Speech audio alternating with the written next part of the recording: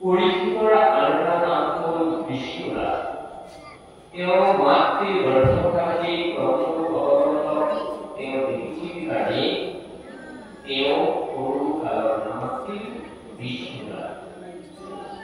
গতিকে এই পৰীক্ষিতৰ বিষ্ণুৰাজ বুলি প্ৰকাশ কৰিছে। তেওঁ সংসাৰ গত্ৰত চলি আছে। এই গত্ৰৰ পৰাই তেওঁ নাম বস্তুৰ শুনি ভাগৱত শুনি তেওঁ উদ্ধাৰ হ'ব। ইতিহাস ভগৱন্ত গুৰুৰূপে আছে। এই ভাগৱত শাস্ত্ৰখন এটা ব্ৰাহ্মণমূৰ্তি হিচাপে আছে। এই ব্ৰাহ্মণমূৰ্তি ভাগৱত এই চৈতন্য মূৰ্তিৰে পৰিণত হয়। কেতিয়া হয়? যেতিয়া ভগৱত বৈষ্ণৱে তাক আলোচনা কৰিছে, তাক প্ৰকাশ কৰিলে যে আমাৰ ভাগৱতখন বন্ধ হৈ গ'লে ব্ৰাহ্মণ ব্যক্তি থাকিব। এই কালিৰ পৰা প্ৰকাশ হৈ আছে যে চৈতন্য মূৰ্তি প্ৰকাশ হৈ আছে। এই চৈতন্যময় আছে। শ্ৰী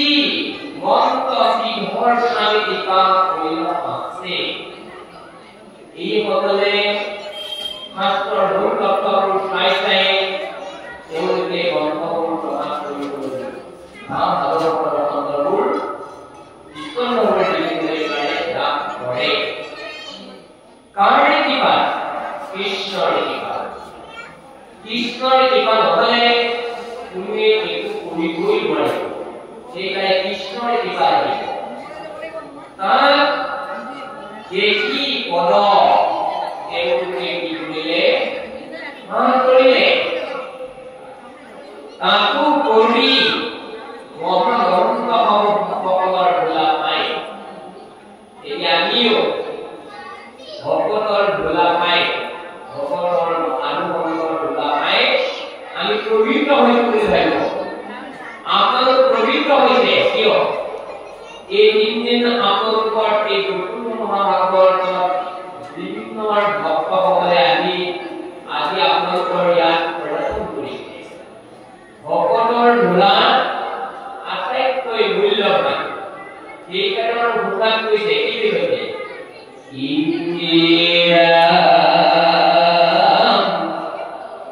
জৈত থাকে মূল ভক্ত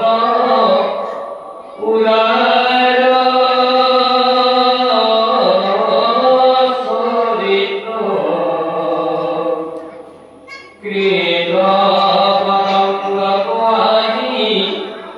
কৰয়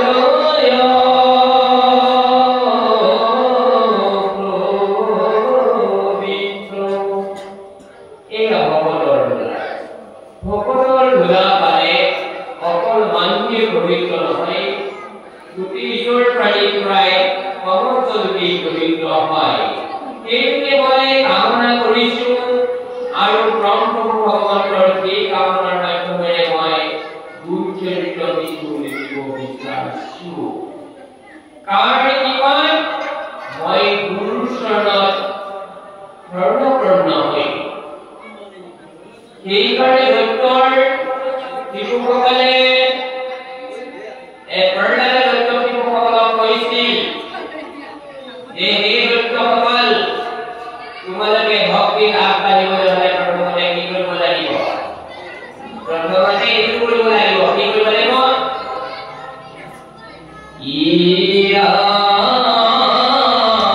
কৃষ্ণ দৰ্শনতে হইবে জীৱনে ভক্তি পুনঃ পাব চিৰ কৰে মতি। এতিয়া আমাৰ সাৱধানে কৰিব লাগিব। তাৰপিছত কি কৰিব লাগিব? বিষ্ণু ভগৱতৰ সংগ লৈব প্ৰথমতে গুৰু মানি উচ্চ ভাবো ৰেব ভালমতে। এই আমি সাধু ভক্তসকলক আমি তেওঁলোকক গুৰু মানি ল'ব লাগিব।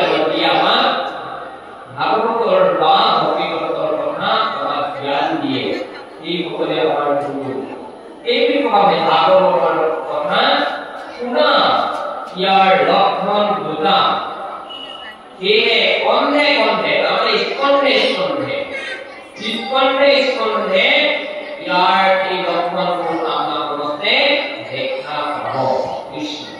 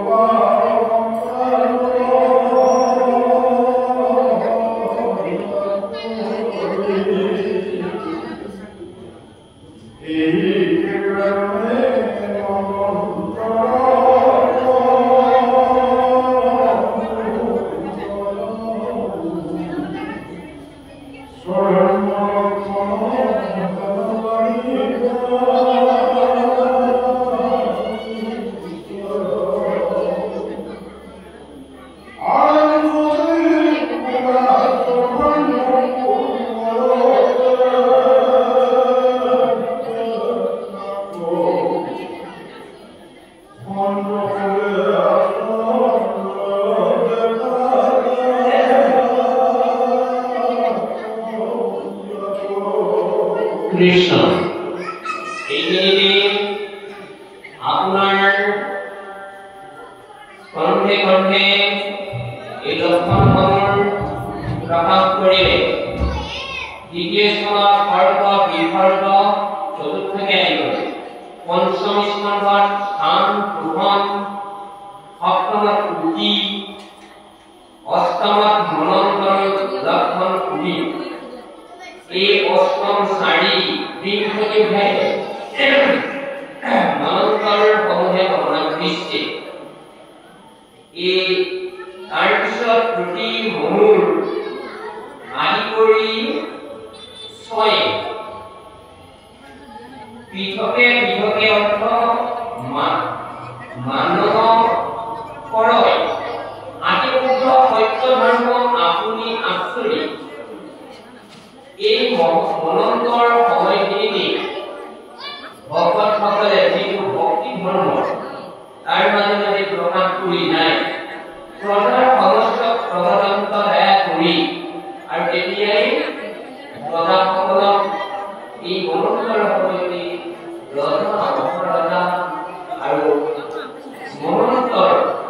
বিভিন্ন সময়ত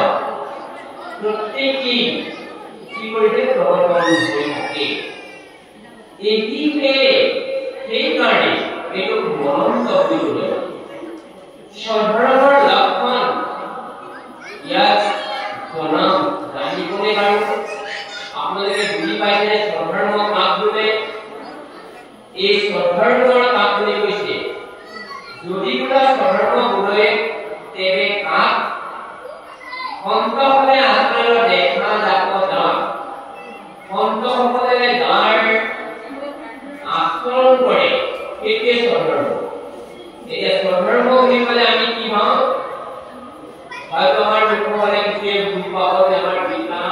পিতৃসকলে কৰি আমাৰ জন্মদিনৰ সাধাৰণ বা মোৰ নিজৰ বৃত্তি কিছুমানেকে সাধাৰণ বুলি কৈছে এই আমাৰ ভাগৱত দুটা মাধ্যমত এটা সাধাৰণ ত্যাগ কৰিব দিছে এটা সাধাৰণ ধৰিব দিছে এই সাধাৰণটো ইয়াৰ মতে সাধাৰণ এই মহন্তসকলে পালন কৰি আছে বা আনুসকলে পালন কৰি আছে সেইকাৰণে আমি বুজিব লাগিব সাধাৰণ কাক বোলে সাধাৰণ মাধৱদেৱৰ গুণাত সুন্দৰভাৱে প্ৰকাশ কৰিছে কাক সাধাৰণ বুলি কৈছে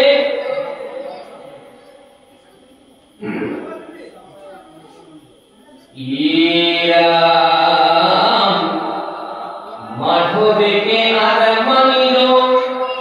মাধৱদেৱে ইষ্ট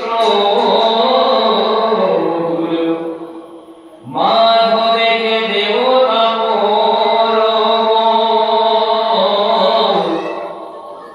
পৰম ঈশ্বৰ স্বামী জানি মাধৱ ভজা ইকে মনুষ্যৰ সাধাৰণ বান্ধৱ এতিয়া বুজিছে বাৰু সাধাৰণ কাম বুলি কয় মাধৱদেৱে আত্মানিল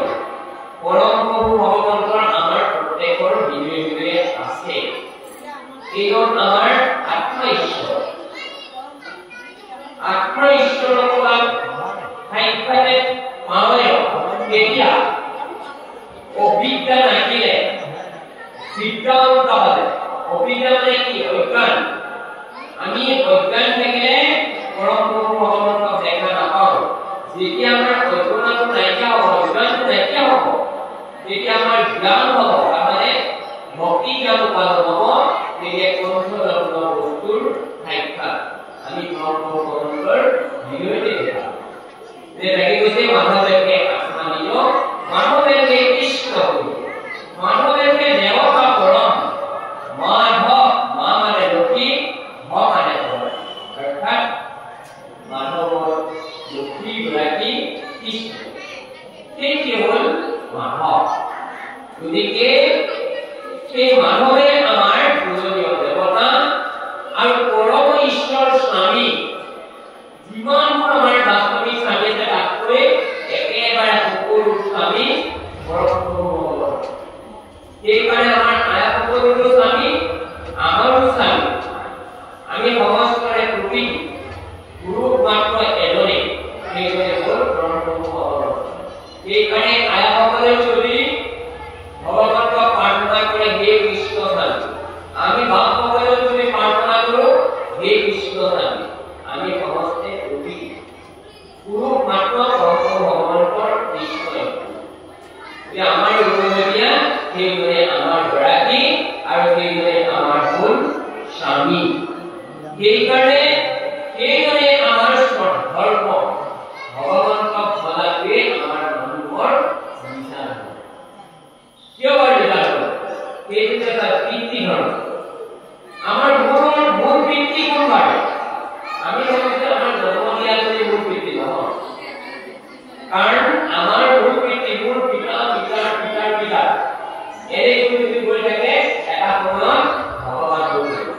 আমাৰ সকলোৱে মূল পিতৃ হ'ল পৰম প্ৰভু ভগৱান সেইকাৰণে আমাৰ ভাগৱতত কয় তুমি পিতা তুমি মাতা তুমি গতিদাতা আমাৰ পৰম প্ৰভু ভগৱানৰ তুমি এই সৃষ্টি কৰিলা তুমি এই পিতা হোৱা তুমি এই মাতা হোৱা আমাৰ ভুল পৰম প্ৰভু ভগৱানৰ সেই কাৰণে আমাৰ পিতৃ ধৰ্ম আমাৰ মানুহৰ কৃষ্ণ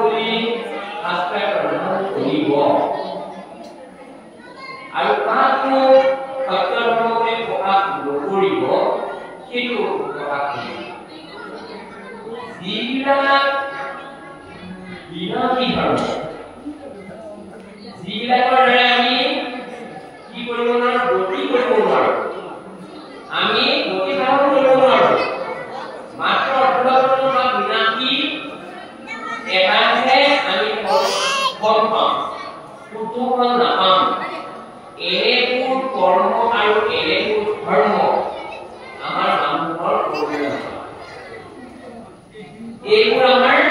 শাস্ত্ৰই কি কৰিছে বিশেষ কৰিছে বিনাকি ধৰণে কৰ্মে নকৰি যতন এই বিনাকৰ ধৰ্মকৈ আমি আধাধুৰি খাব নালাগে আমি কষ্ট কৰিব নালাগে প্ৰয়োজন পূৰণ নাই এই আমি তাৰ কাৰণে কৰি আছো কোনটো যে দুৰ্গা পূজা কালী পূজা এনেকৈ ব্যৱহাৰ পূজাৰ ক্ষেত্ৰবোৰ আমাৰ যিটো আছে এই বিনাকি ধৰ্ম এই ধৰ্মটো নহয় আজি আপোনালোকে যিটো পালন কৰি আহিছে এই বিনাকি ধৰ্ম এই মূল ধৰ্ম এই ভাগৱত ধৰ্ম ই মানুহে শুনিলে কি হয় শুনিলে বুজি পালন কৰিব পাৰে কি শুনিলে ভাগৱত শুনিলে কাৰণ কৰি কিনে ভাগৱত শুনিছি শুনি কি হৈছে গতি পালন কৰিছে তাত কিমান আছিল বাৰু যেতিয়া উকুমীয়া ভাগৱত পাঠ প্ৰকাশ কৰিছিল তেতিয়া আপোনাৰ ৬০,০০০ ঋষিমুনি আছিল ৬০,০০০ ঋষিমুনিৰ ভিতৰত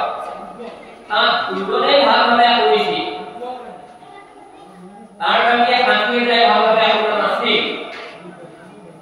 কৰিছিল যদিও কিছু লোকে অলপ আগ্ৰহ কৰিছিল কিন্তু সম্পূৰ্ণভাৱে কৰা নাছিল সম্পূৰ্ণভাৱে দুজনে কৰিছিল ৬০,০০০ ঋষিমুনিৰ ভিতৰত দুজনে সম্পূৰ্ণ কৰিছিল কোন এজন হ'ল পৰীক্ষিত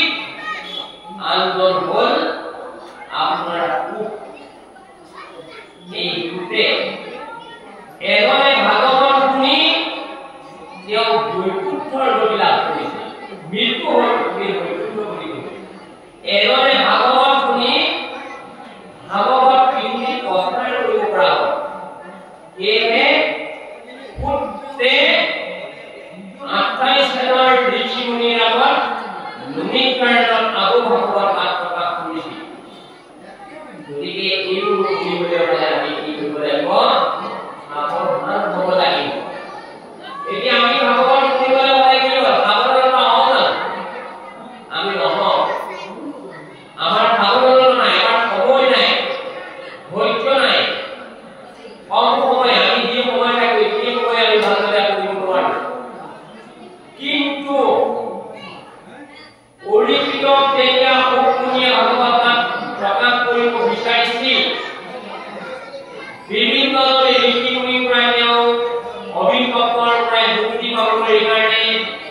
তেতিয়া তেওঁ বিচাৰিছিল যে কি উপায়ে মই মুক্তি পাম গতি পালন কৰিম বিভিন্ন ঋষিমুনিয়ে বিভিন্ন মত দিছিল কোনোবাই কৈছিল যজ্ঞ কৰা কোনোবাই কৈছিল বধ কৰা কোনোবাই কৈছিল ধ্যান কৰা কোনোবাই কৈছিল পূজা কৰা কোনোবাই কৈছিল দান দিয়া আৰু কথা তেওঁ মানা নাছিল অৱস্থাত শুনিয়ে আহি পঢ়িবা লগত তেওঁ কৈছিল আৰু কচোন মই গতি কৰিবলৈ কাৰণে কি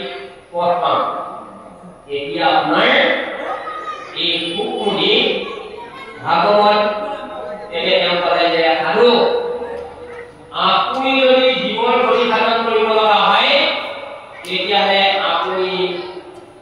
ভাগৱত শাস্ত্ৰ আপুনি পঢ়িব লাগিব একেৰাহে তেতিয়া আপুনি গতি সাধন কৰিব তেতিয়া তেওঁ সুন্দৰ ধন্য মানি ল'লে যে আপোনাৰ কথাটো সত্য এতিয়া ভাগৱত শুনিম তেতিয়াহ'লে কাৰ টুকুৰা কৰিম আপুনি ক'ব হ'ব কিন্তু মই আপোনাক ভাগৱত পাঠ প্ৰকাশ কৰিম কিন্তু শুনিব আপুনি যাবনি তেতিয়াহ'লে মই কওঁ মই যদি ভাগৱত পাঠ প্ৰকাশ কৰিব লগা হওঁ তেতিয়াহ'লে মই কোৱাৰ মতে আপুনি নীতি নিয়ম পালন কৰি দিব লাগিব কি মই যেতিয়ালৈকে ভাগৱত পাঠ শেষ নকৰোঁ প্ৰকাশ কৰি শেষ নকৰোঁ এই বহি থকাৰ ঠাইৰ পৰাই আপুনি অলপো যাব নোৱাৰিব আপুনি একেবাৰে পানীও খাব নোৱাৰিব আৰু একো অন্ন গ্ৰহণ কৰিব নোৱাৰিব আপুনি একান্ত মনেৰে মোৰ এই ভাগৱত পঢ়িব লাগিব তেতিয়াহে আপুনি গতি সাধন কৰিব লাগিব কাৰণ আপুনি অলপ যদি চেৰ হৈ যায় নহ'ব আপুনি সম্পূৰ্ণভাৱে একান্ত মনেৰে পঢ়িব লাগিব তেনেহ'লে মই যদি কিবা কাৰণত যদি মোৰ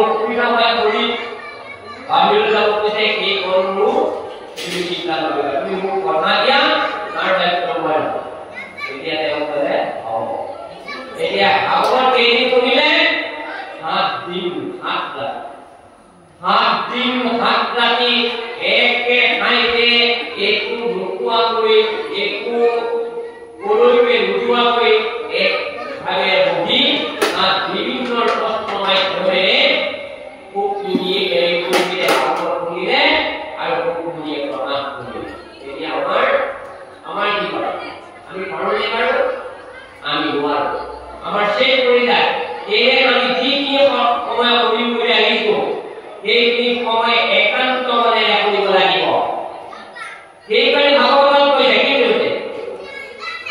ইয়া পুনঃ হৰভাগু জনস্থিৰ মনে লোভিবাবৰ মনৰ সৰ্বন কীৰ্তনে মনুষ্যৰ শ্ৰেষ্ঠ ধৰ্ম এহি মানে মাত্ৰ দেখিও বিচাৰি মহা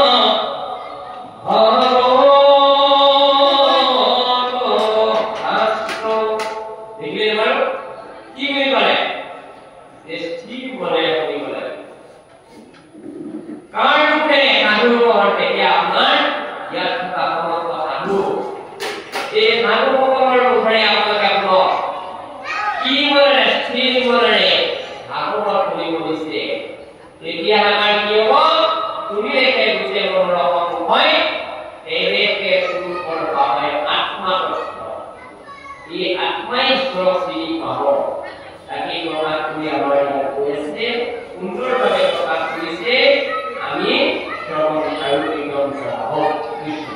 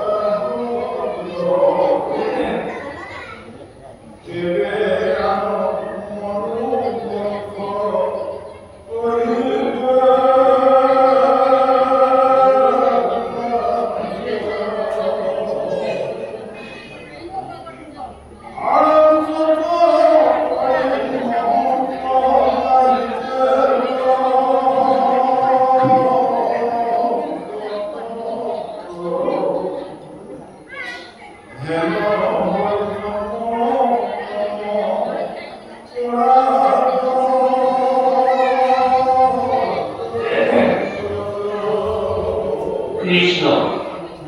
এইখিনিতে প্ৰকাশ কৰিছে যে মনুৰ পৰাই মানুহ এই মনুৱে মানুহ প্ৰথম মানুহ সৃষ্টিৰ মানৱ হিচাপে কোনবাৰ আমি জানিব লাগিব আমাৰ পূৰ্বৰ দিনা আমাৰ শিক্ষিত সমাজৰ শিক্ষাৰ ক্ষেত্ৰতো প্ৰয়োজন হ'ব পাৰে আমাৰ পূৰ্বৰ দিনা হয়তো সূৰ্যটো প্ৰয়োজন হ'ব পাৰে বিভিন্ন মাধ্যমত আমাৰ এই শব্দৰ প্ৰয়োজন দৰকাৰ প্ৰথম মানুহৰ সৃষ্টি বাকীখিনি আগতে গ'ল প্ৰথম মানৱজনৰ নাম হ'ল স্বয়ম্ভূ এই স্বয়ম্ভূ মনুৰ পৰাইহে তাৰপিছত মানুহ সৃষ্টি হৈছে এইজন ক'ৰ পৰা সৃষ্টি হৈছে আৰু প্ৰথম আইগৰাকী মানুহ হিচাপে বাকীবোৰ আগৰখিনি সেইখিনি তেতিয়ালৈকে অলপ বেলেগ হ'ল আমি এইখিনি তাৰ পিছৰ পৰাই প্ৰথম আইগৰাকী হিচাপে কোনবাৰ এই আইগৰাকীৰ নাম হ'ল কৰ্তব্য এই সকল ক'ৰ পৰাই সৃষ্টি হৈছে ব্ৰহ্মাই সৃষ্টি কৰিছে ক'ত তেওঁ সোঁবাহুৰ পৰাই স্বয়ম্ভূ মানুহ আৰু বাহুৰ পৰাই আমাৰ এতিয়াও ল'ৰা কইনাৰ বিবাহৰ ক্ষেত্ৰত বা যিকোনো ক্ষেত্ৰত বহিব লগা হ'লে আইগৰাকী বাওঁফালে বহে আৰু এজন সোঁফালে বহে এইটো ট্ৰুথ আৰু এইটো প্ৰকৃতি গতিকে আমাৰ প্ৰথম মানৱ পুৰুষ হিচাপে স্বয়ম্ভূ মানুহ আৰু তাৰ পিছত আইসকলৰ ভিতৰত মহিলা হিচাপে কৰ্তব্য এই তাৰ পৰা এতিয়া মনন্ত মনোনীত সৃষ্টি হৈ এতিয়া বৰ্তমান হৈ আছে তাকে এতিয়া প্ৰকাশ কৰিছে যে আমি দুখিক প্ৰতিগতি দ্বাৰা হয় তেনে মনোবক্ৰ কৰিব লাগয় যে মনোবক্ৰ আমি প্ৰকাশ কৰিব লাগিব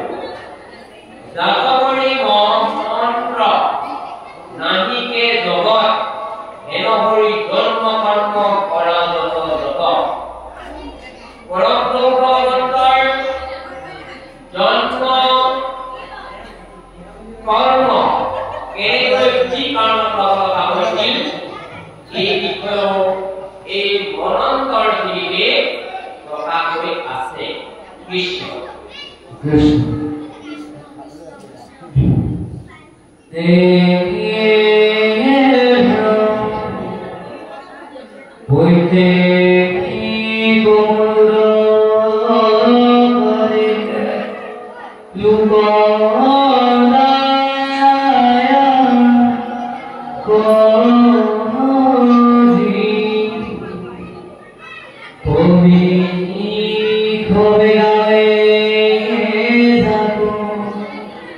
Om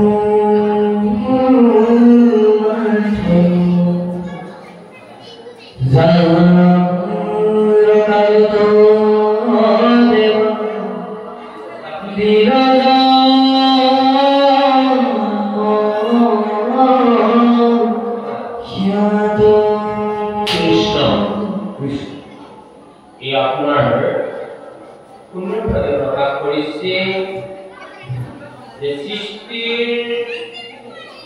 কেনেকৈ কৰা হৈছে